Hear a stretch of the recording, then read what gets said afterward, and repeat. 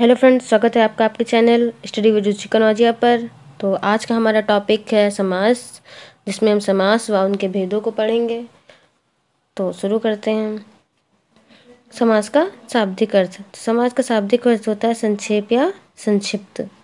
जैसे देखिए, उदाहरण के लिए महान है जो पुरुष। अब ये इतना बड़ा तो नहीं लिखते ना हम, तो इसकी जगह पर हम इसको क्या करते हैं, संक्षिप्त रूप में लिख देते हैं। कैसे? महापुरुष। तो समास का शाब्दिक अर्थ होता है संक्षेप या संक्षिप्त। समास की परिभाषा। शब्दों के मेल को समास कहते हैं। देखिए, शब्दों के मेल को क्या कहते हैं? समास कहते हैं।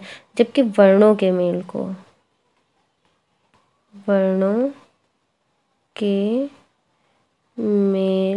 को हम संधि कहते हैं। ठीक है, आप ये बात को ध्यान रखिएगा कि वर्णों के मेल को संधि कहते हैं, जबकि शब्दों के मेल को समास कहते हैं। समास में प्रायः दो पद होते हैं, पूर्व पद और उत्तर पद। पूर्व पद क्या होता है? पूर्व पद प्रथम पद को कहा जाता है, प्रथम पद को कहा जाता है, जबकि उत्तर पद दूसरे पद को कहा जाता है। पद मतलब शब्द, पहला पद मतलब पहला शब्द, और उत्तर पद मतलब दूसरा शब्द। देखें, उदाहरण के लिए कमल नयन या चंद्रमुख। चंद्रमुख, देखिए, चंद्र प्रथम पद हुआ, मुख द्वितीय पद हुआ। कमल नयन में कमल प्रथम पद हुआ और नयन क्या है? दूसरा शब्द है, तो द्वितीय पद हुआ या उत्तर पद हुआ। ठीक है। नोट, समास को तोड़ना क्या कहलाता है? समास को तोड़ना समास विग्रह कहलाता है, जबकि संधि को तोड़ना संधि विच्छेद कहलाता है। संधि को तोड़ना संधि विच्छेद कहलाता है और समास को तोड़ना समास विग्रह कहलाता है। तो दोस्तों, अगर अभी तक कि आपने हमारा संधि का वीडियो नहीं देखा है तो उसका लिंक डिस्क्रिप्शन में मिल जाएगा, जहाँ से आप संधि को देख सकते हैं। तो आगे बढ़ते हैं। समास के भेद। समास के मुख्यतः 6 भेद होते हैं।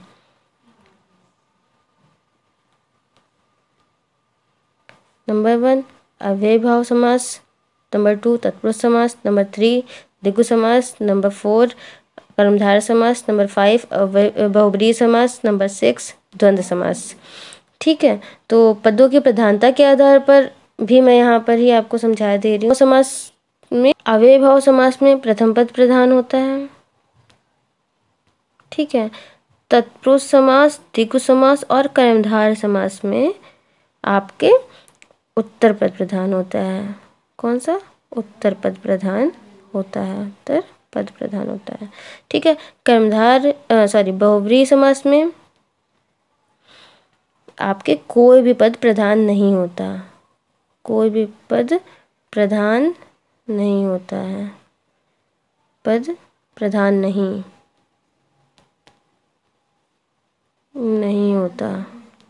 और जबकि द्वंद्व समास में क्या होता है? दोनों पद प्रधान होते हैं, दोनों पद प्रधान होते हैं। द्वंद्व समास में आपके दोनों पद प्रधान होते हैं। ठीक है, तो इस बात को अब याद रखिएगा, क्योंकि आपके पेपर में कभी कभी पूछा जाता है। ठीक है, तो आगे देख लेते हैं हम इसकी ट्रिक। ठीक है, कभी कभी आप बच्चों को याद नहीं रहता है कि समास के कौन कौन से भेद होते हैं। इसके लिए हम जो है ट्रिक से इसको याद रख सकते हैं। देखिए, अ से अव्ययीभाव समास, ठीक है, ब से बहुब्रीहि समास, त से तत्पुरुष समास, क से कर्मधारय समास, द से द्वंद्व समास और दूसरे वाले द से द्विगु समास। तो आप इस तरह से अब तक दादा आपकी जो ट्रिक है इससे याद रख सकते हैं अपने समास के भेद को। ठीक है, तो अब हम शुरू करते हैं अपना समास। तो हमारा पहला समास है अव्ययीभाव समास। इसका प्रथम पद प्रधान होता है। मैंने अभी आपको बताया कि जिसका प्रथम पद प्रधान हो उसे अव्ययीभाव समास कहेंगे। इसकी पहचान क्या होती है? तो इसकी पहचान ये है कि इसमें शुरू में आपको उपसर्ग क्या होता है? उपसर्ग जुड़ा हुआ होता है। उपसर्ग जो शुरू में जुड़ा हुआ हो आपका वो उपसर्ग कहलाता है। तो इसमें उपसर्ग जुड़े हुए होते हैं और शब्दों की पुनरावृत्ति हो रही होती है, शब्दों को रिपीट किया जा रहा होता है। देखिए, उदाहरण से समझते हैं। अनुकूल, तो अनुकूल में अनु उपसर्ग जुड़ा हुआ है ना, अनु। अनुपसर्ग जुड़ा हुआ है, तो यहाँ पर कौन सा समास होगा? अव्ययभाव समास होगा। आप देखते ही पहचान सकते हैं। आगे देख लेते हैं। प्रतिकूल, तो प्रति उपसर्ग जुड़ा हुआ है इसमें, प्रति उपसर्ग जुड़ा हुआ है तो प्रतिकूल आपका अव्ययभाव समास होगा। इसमें आजन्म में आ उपसर्ग जुड़ा हुआ है, तो यहाँ पर कौन सा होगा? अव्ययभाव समास होगा। बेकाम में बे उपसर्ग जुड़ा हुआ है, तो इससे आप पहचान सकते हैं कि यहाँ पर कौन सा समास होगा? अव्ययभाव समास होगा। अच्छा, दूसरी ट्रिक मैंने आपको बताई थी कि आप के दो शब्दों को की पुनरावृत्ति हो रही होगी, जहाँ पर शब्दों की पुनरावृत्ति होगी वहाँ अव्ययभाव समास होगा, तो आप यहाँ पर पहचान सकते हैं। अच्छा देखिए, कई बार हम लोग क्या करते हैं, योजक चिन्ह को देखते हैं और हमें लगता है कि हाँ तो द्वंद्व समास होगा, और हम फटाक से वहाँ पे टिक लगा के चले आते हैं और वो हो जाता है गलत। इसलिए आप याद रखिए कि आप योजक चिन्ह देख करके आप वहाँ पर टिक नहीं लगाएंगे। हम प्रश्न पत्रों में हमेशा ज़्यादातर यही करके आ जाते हैं, उसके बाद सोचते हैं कि हमारा प्रश्न गलत क्यों हुआ। तो देखिए, जहाँ पर शब्दों की पुनरावृत्ति, देखिए हाथों हाथ, मैंने आपको ट्रिक बताई, हाथों हाथ, जब आपका दो शब्द एक ही जैसे यूज़ हो रहे हो तो वहाँ पर कौन सा समास होगा? अव्ययभाव समास होगा। बातों बात, तो दो शब्द एक जैसे, रातों रात, दो शब्द एक जैसे प्रयोग हो रहे हैं, तो यहाँ पर क्या होगा? अव्ययभाव समास होगा, ना कि द्वंद्व समास। अब हम देखेंगे अपना अगला समास, द्वंद्व समास। तो फ्रेंड्स, यहाँ पे द्वंद्व गलत लिखा हुआ है, द्वंद्व ऐसे नहीं, ऐसे लिखा जाता है द्वंद्व, ठीक है। तो द्वंद्व समास ऐसे नहीं। द्वंद्व समास में क्या होता है? इसके दोनों पद प्रधान होते हैं, और विग्रह, इसकी पहचान क्या है? विग्रह करते समय जब हम विग्रह करेंगे, इसको तोड़ेंगे तो और एवं और यह शब्द आएंगे। और इसकी ट्रिक, अच्छा इसकी ट्रिक क्या है? इसकी ट्रिक क्या है कि इसमें ज़्यादातर विलोम शब्द प्रयोग हो रहे होते हैं। तो देखते हैं उदाहरण। देखिए, अमीर गरीब, तो यहाँ पर अमीर का विलोम क्या होता है? गरीब। लाभ का विलोम हानि, तो यहाँ पर कौन सा होगा? द्वंद्व समास होगा। और योजक चिन्ह तो है ही है, फिलहाल आप योजक चिन्ह को ना ही देखें तो ज़्यादा सही रहेगा, वरना आप अव्ययभाव समास और द्वंद्व समास में गलती कर देंगे। या फिर आप बात को ध्यान रखिए कि आपको वहाँ पर एक जैसे शब्द मिलेंगे अव्ययभाव समास में, और इसमें आपको विलोम शब्द मिलेंगे, ठीक है। माता पिता, इसके अलावा हम देखेंगे धर्माधर्म। देखिए, जब हम इसका विग्रह करेंगे तो हम कैसे करेंगे? धर्माधर्म को धर्म और अधर्म लिखेंगे ना, तो यहाँ पर कौन सा समास होगा? धर्म और अधर्म में आपका द्वंद्व समास हो जाएगा। ऐसे लाभालाभ, तो लाभ और अलाभ, ठीक है। तो यहाँ पर आपका द्वंद्व समास होगा। अब अगला समास हम देख लेते हैं। हमारा अगला समास है बहुव्रीहि समास। बहुव्रीहि समास में क्या होता है?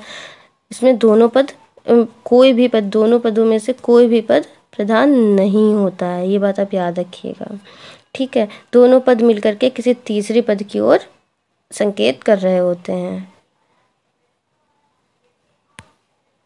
उदाहरण के लिए जैसे देखिए, नीलकंठ, तो नीला है जो कंठ, तो नीला किनका कंठ है? नीला है कंठ जिनका, नीला है कंठ जिनका, अर्थात शिवजी। कंठ जिनका अर्थात कौन? शिवजी, शिव भगवान की यहाँ पर बात की जा रही। तो जहाँ पर आपकी विच्छेद करते समय किसी तीसरी ओर शब्द की ओर संकेत करें, वहाँ पर आपका बहुव्रीहि समास होगा। ऐसे ही दशानन, 10 है आनंद जिसके, अर्थात सिर, आनंद अर्थात सिर, जिसके 10 सिर हैं, अर्थात रावण। चतुर्भुज, 4 हैं भुजाएं जिनकी, अर्थात भगवान विष्णु। इसी तरह से पीताम्बर, पीला है अंबर जिनका, अर्थात कृष्ण भगवान। ऐसे ही निशाचर, निशा में विचरण करने वाला, अर्थात राक्षस। तो जब तीसरी की ओर संकेत करे तो वहाँ पर कौन सा समास होगा? वहाँ पर आपका होगा बहुव्रीहि समास। ठीक है, हमारा अगला समास है द्विगु समास। द्विगु समास में प्रथम पद प्रधान होता है और पहला भाग जो होगा वो संख्यावाची होगा। वहाँ पर संख्या आ रही होगी, 1 2 3 4 कोई भी संख्या आ रही हो तो वहाँ पर आप समझ जाएं कि द्विगु समास होगा। ठीक है, उदाहरण जैसे देखें चौराहा, तो चौराहा में 4 आया ना, 4, तो चौराहा 4 राहों का समूह। तो यहाँ पर आपका 4 गिनती आ रही है ना, संख्या आ रही है, तो यहाँ पर क्या होगा, यहाँ पर द्विगु समास होगा। ऐसे ही पंचकुटी, तो 5 कुटी अर्थात वनों का समूह, तो यहाँ पर भी गिनती है। 9 ग्रह, 9 गिनती आ रही है। त्रिरत्न, ठीक है, तो जहाँ पर भी गिनती हो वहाँ पर आपका द्विगु समास होगा। कौन सा समास होगा, द्विगु समास होगा, आपका द्विगु समास होगा। गिनती देखकर आप पहचान सकते हैं द्विगु समास को। सप्ताह, 7 दिनों का समूह, 7 दिनों का समूह सप्ताह होता है, तो यहाँ पर भी द्विगु समास होगा। अब अगला समास है हमारा तत्पुरुष समास। तत्पुरुष समास में क्या होता है, इसमें उत्तर पद प्रधान होता है।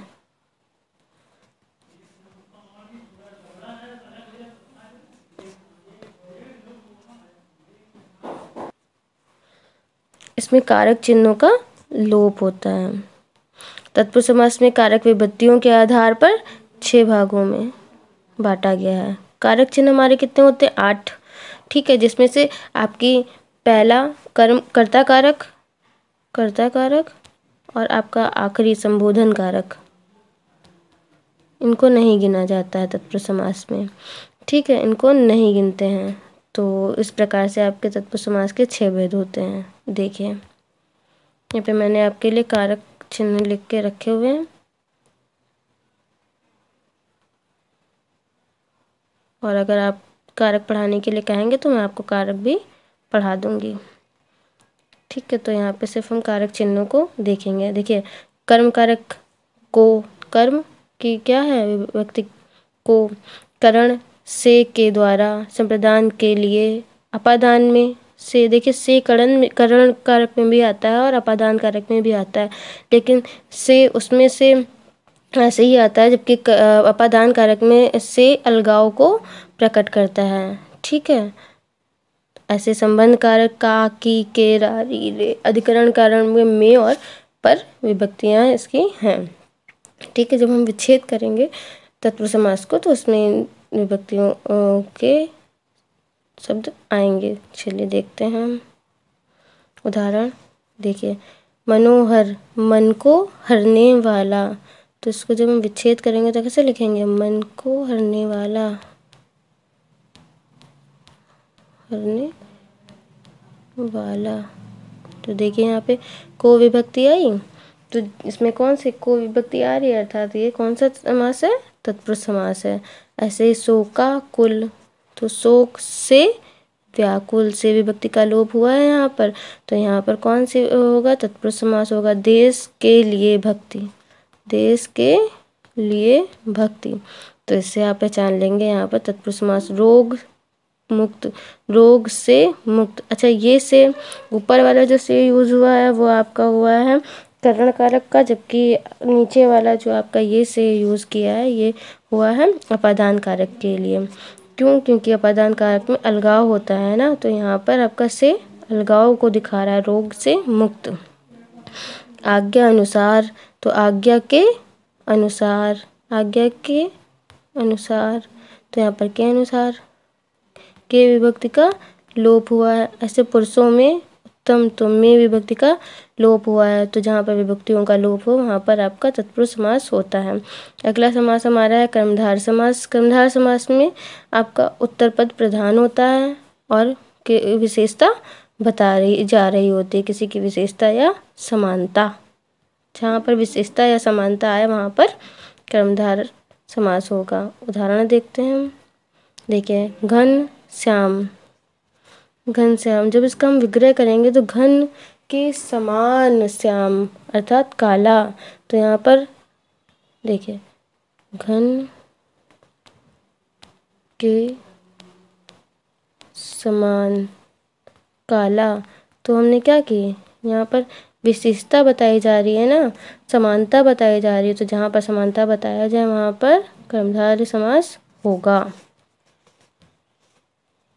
नील कमल, तो कमल की विशेषता कैसी है? नीला कमल, नीला कमल, तो ये क्या है? उसकी कमल की विशेषता बता रहा है ना नीला, तो यहाँ पर कर्मधारय समास होगा। ऐसे महापुरुष, पुरुष की विशेषता बता रहा है, महान, महा मतलब महान है पुरुष। ऐसे परमेश्वर, तो परम ईश्वर, ईश्वर की विशेषता बता रहे हैं, तो यहाँ पर कौन सा समास होगा? कर्मधारय समास होगा। ऐसे कमल, नयन, तो नयन किसके समान? कमल के समान, कमल के समान, तो यहाँ पर नयन की विशेषता किससे की गई? कमल से की जा रही है, तो यहाँ पर कर्मधारय समास होगा। तो इस तरह से हमने आज समास को सीखा। उम्मीद करती हूँ आप लोगों को समझ आया होगा, और अगर आपको पसंद आया हो तो कृपया लाइक, शेयर और सब्सक्राइब करें। धन्यवाद।